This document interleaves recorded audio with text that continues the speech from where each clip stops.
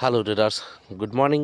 আর good মর্নিংয়ের good morning যে ক্যান্ডেলটা রয়েছে সেটা কিন্তু বেশ সুন্দর আমাদের মার্কেটের চার্টে দেখতে পাচ্ছি আমরা। তো দেখুন মার্কেট কীভাবে ট্র্যাপে ফেলার চেষ্টা করে। অনেক সময় এরকম হয়ে যায় যে আমাদের মার্কেটে কিন্তু দেখুন মোমেন্টাম খুব ভালো। দেখুন প্রিভিয়াস যে ট্রেন্ডটা ছিল সেটা কিন্তু ডাউন ট্রেন্ড ছিল। এবার হঠাৎ করে কি হলো, আজকে কিন্তু মার্কেট গ্যাপ আপ হয়ে মার্কেটের যে ক্যান্ডেলটা রয়েছে প্রায় 300-400 পয়েন্ট কিন্তু ওই ক্যান্ডেলে দিয়ে দিয়েছে। এবার যদি আমরা মার্কেটটাকে ঠিকঠাক মতো অ্যানালাইসিস করি ট্র্যাপ থেকে বাঁচার, তাহলে কীরকম হবে বা মোমেন্টাম ক্যাপচার করার, তাহলে দেখুন এই লেভেল থেকেই কিন্তু মার্কেট এখানে কি রয়েছে ফল করেছিল। এটাকে রিটেস্ট করার পর কিন্তু মার্কেট আরও ডাউন ট্রেন্ড। এবার এখান থেকে মার্কেট বটম ক্রিয়েট করার চেষ্টা করছিল, উপরে উঠছে। তো এবার দেখুন যেহেতু এই সব জায়গা থেকে সেলিং গেছে, তো মার্কেট এবার কি, এবার দেখুন হিসাব মতো কিন্তু মার্কেট এখানে অপরচুনিটি দিচ্ছে।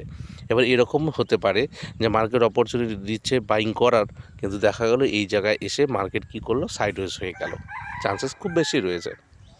দেখুন ক্লিয়ার মোমেন্টাম তখনই সম্ভব যখন মার্কেট গ্যাপ আপ হোক যেই হোক, কিন্তু প্রথম যে ক্যান্ডেলটা রয়েছে যদি এরকম বিগ বার ক্যান্ডেল হয় তাহলে একটু সাবধান হতে হবে। তার কারণ আগের যে ট্রেন্ডটা ছিল সেটা কিন্তু ডাউন। তো এর জন্যই দেখে শুনে এখানে যদি কনসলিডেশন মুডে চলে যায়, কিছুক্ষণ চলে যাওয়ার 1-1.5 ঘন্টা চলে যাওয়ার পর যদি ব্রেকআউট হয় তাহলে কিন্তু আবার বাইং সাইডের মোমেন্টাম, যে মোমেন্টামটা মর্নিংয়ে দিয়েছে সেই মোমেন্টাম কিন্তু আমরা আবার পাবো। চলুন, নমস্কার।